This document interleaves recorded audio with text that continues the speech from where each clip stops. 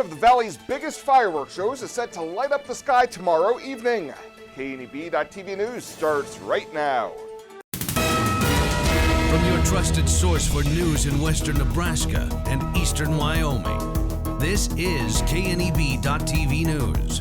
Presented by Platte Valley Companies, premier provider of financial services. Hello, I'm Ryan Murphy. This is KNEB.TV News, powered by Platte Valley Companies. Thanks for joining me. In our top story, the Allred brothers are putting on their annual 4th of July show. Justin Allred tells KNEB News that they plan to set up $15,000 worth of fireworks this year, but also mentioned that the show will be a little bit smaller this year. We've had a little bit harder time getting sponsorship and donations this year than in years past. He says the goal is to always put on a fun, safe show, and donations are welcomed to help the brothers offset the costs. We just hope to have a safe show and be able to provide Independence Day celebration for the community and surrounding communities. If anybody's welcome to attend, it's free to the public. Donations are welcome, and hope to just have a good, safe turnout. The event is set to be held on Saturday at 9:15 p.m. with gates opening at 7 p.m. at Five Rocks Amphitheater in Gering. Well, a day or two at Lake Minnetonka has been proving popular during these summer months and is expected to be even more so over the 4th of July holiday weekend. Park Superintendent Alex Lormeyer with the Game and Park says that as far as camping accommodations go over the Independence Day holiday, they're becoming very tight. It's typically our busiest time of the year, as in most parks. We were actually basically, our reserve sites were booked up back in March, so basically now you can get in with some of the walk-in sites, but we're looking at it being another busy weekend. We're going to have a good mixture, I think, of people who are in and out of state.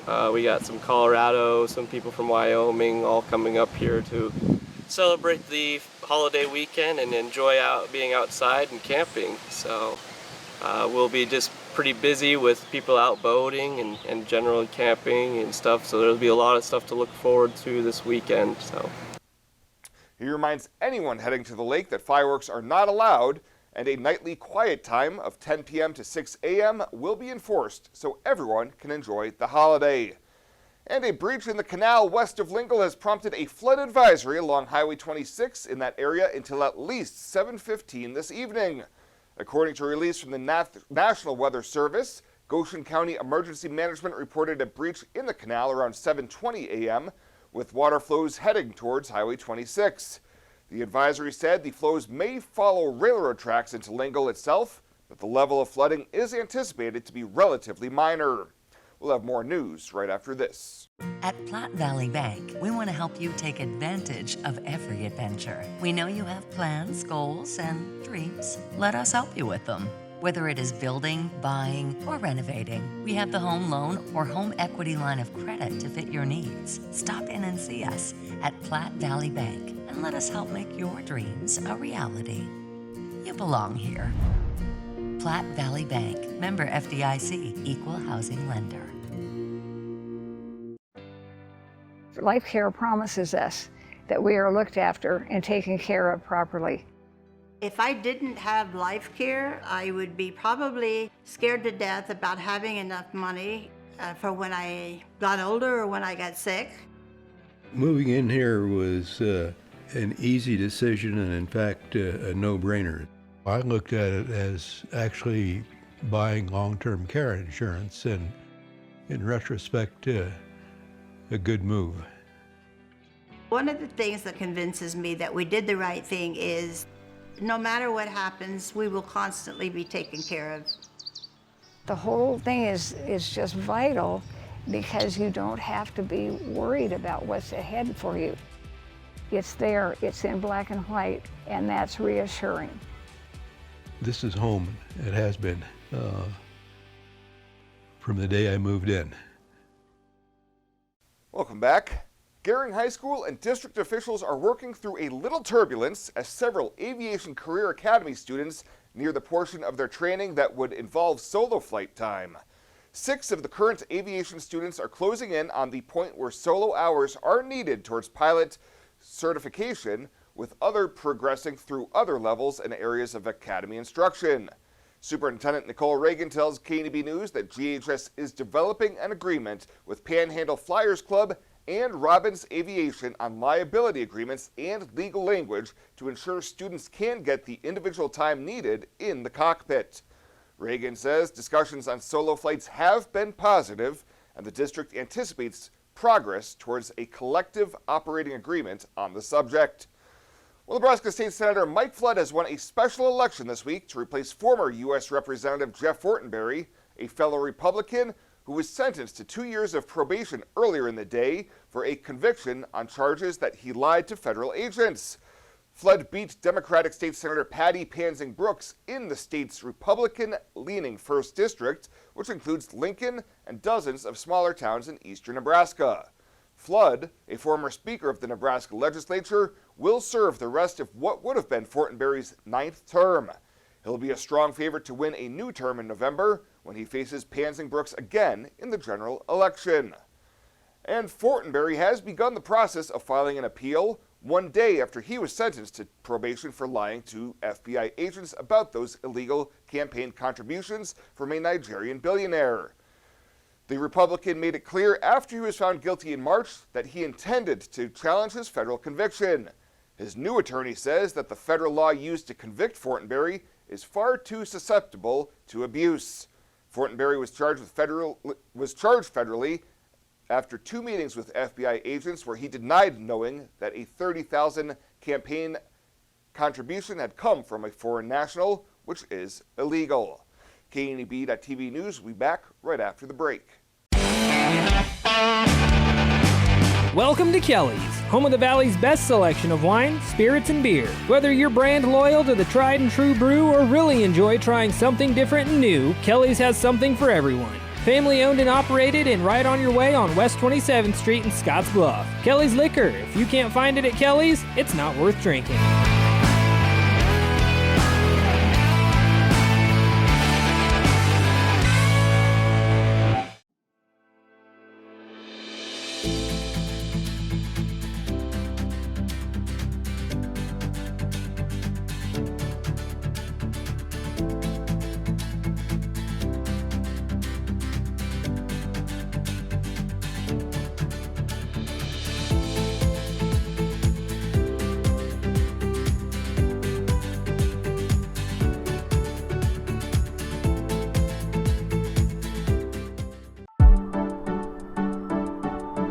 I really like how our OB department takes our limited amount of doctors and turns it into a strength. Even though we only have a couple of people, you get to know them well over your entire pregnancy. We have 2 state-of-the-art labor rooms that are new with our last addition. We have a couple of very nice postpartum rooms also right here in the hospital so they can get as much time with mom and baby as possible.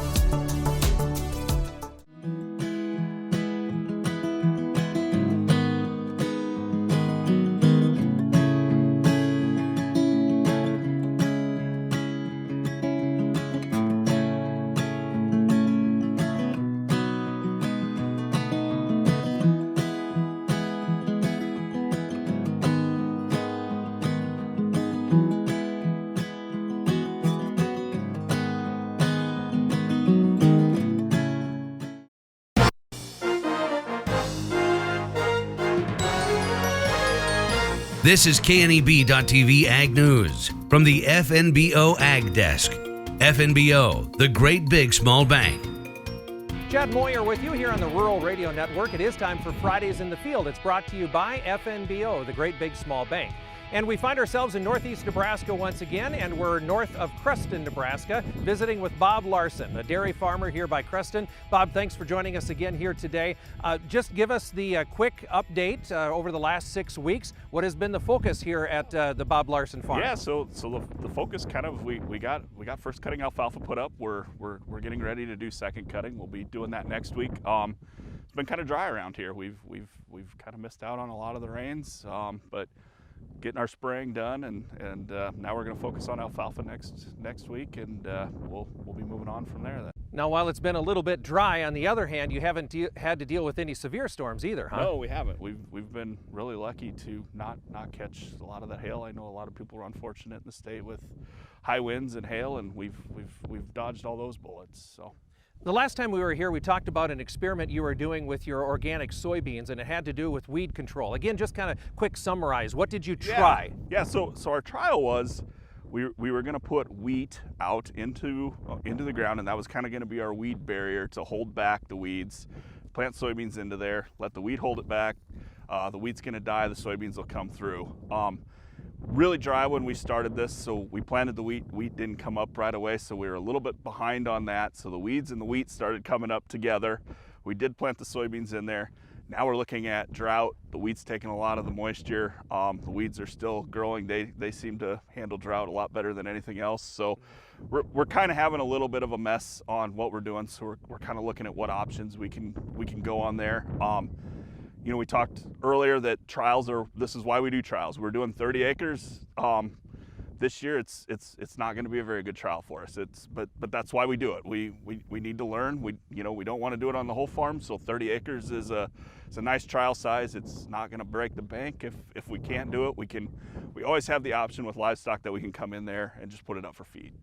So do you think the lack of moisture in getting the wheat up quickly, was that the crux of this? I think that was what really got us off to a bad start. Is we got out there with a clean slate where there was no weeds growing. We got the wheat just sat there until we got the rain. Well, when we got the rain, the weeds started coming at the same time. So nothing had a head start on it, where normally wheat's kind of a little bit faster growing, when it's cooler out in the spring. Are there any options to deal with it now? We've kind of kicked around. This is an organic field, so we've kind of tossed around maybe taking it out of organic, going to like a non-GMO option where we can put some spray over the top to do it. We're kind of waiting to see if we're going to get a rain here. If we don't get a rain, it might not matter, because the wheat's taking a lot of the moisture that we have right now out there. So soybeans are a pretty tough cookie though. So we'll just kind of wait and see what's going to happen next week. But if we would go non-GMO, then we'd go out there, spray it, and knock the weeds back and still keep to the same plan. We're actually pretty close to second cutting on some of your alfalfa fields? Yep, we'll be cutting next week to start putting second cutting up. Okay, so how was first cutting for you? First cutting was a really good cutting. We had really good cutting. We did get that rain earlier, so that really brought first cutting up where we got that. As we go into second, as we look out here, it looks pretty good, Chad. I'm anticipating it's going to be down. We really haven't got much rain here, so it's probably going to be down by quite a bit. It looks good, but it's going to be light. So we had heard that weevils blew into the state earlier than normal. Was that the same case here in Creston? So before first cutting, we did end up spraying 10 to 14 days before we cut it somewhere in there, just trying to knock those bugs down.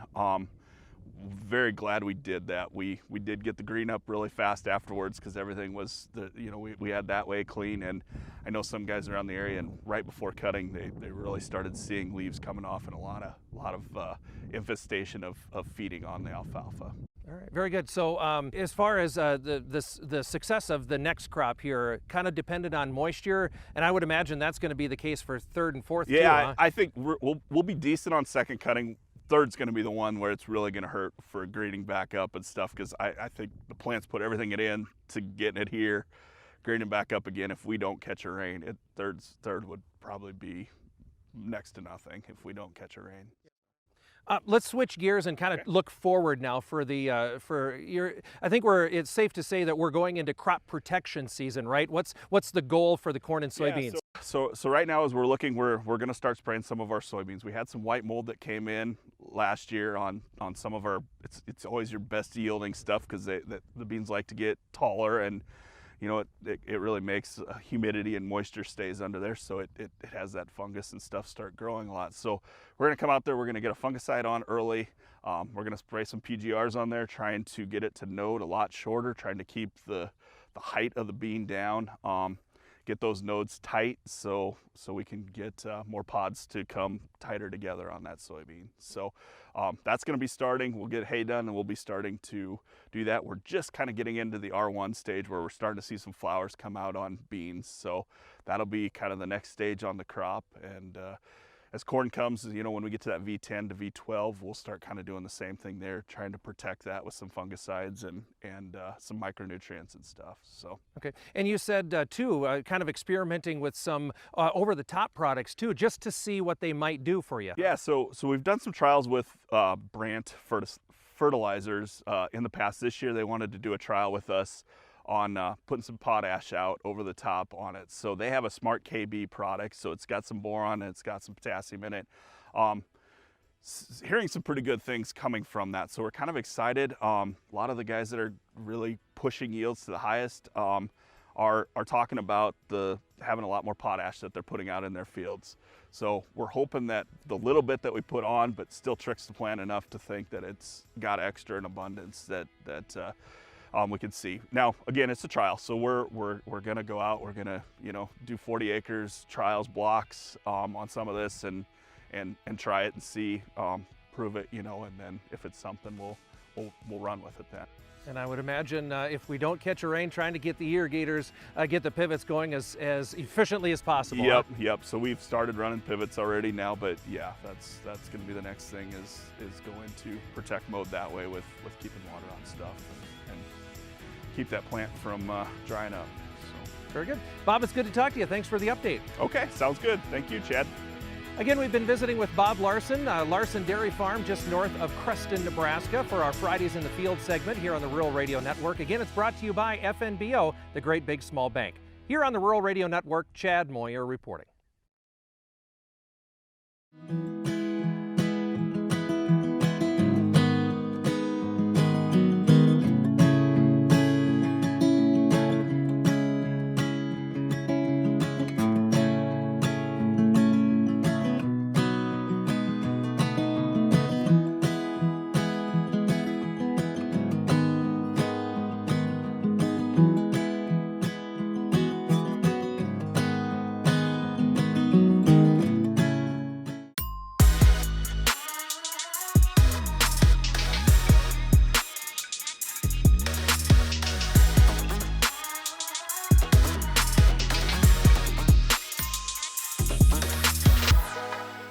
Logos in Gering is the place to get all of your school spirit gear, personalized gifts, and promotional items for your business and employees, and banners for any special event. Logos is also the only place to stop for custom screen printing or embroidery. You can even design it yourself on their interactive website.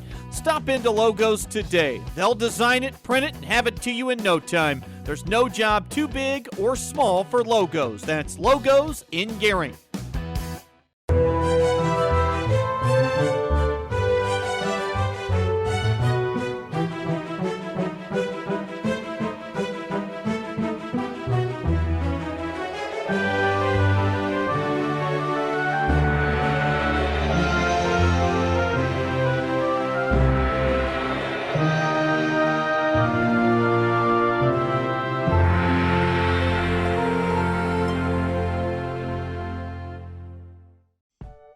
Well, let's take a peek at what's happening on your weekend community calendar.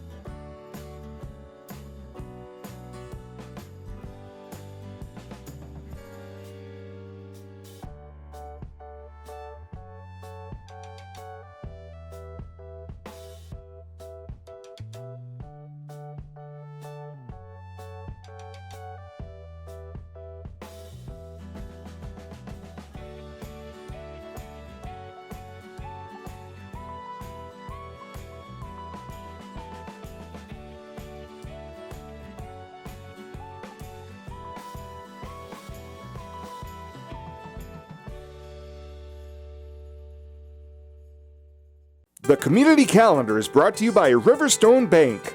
First State Bank is now Riverstone Bank. Community strong with the same people you know and trust. Fly United Airlines, operated by SkyWest with Western Nebraska Regional Airport.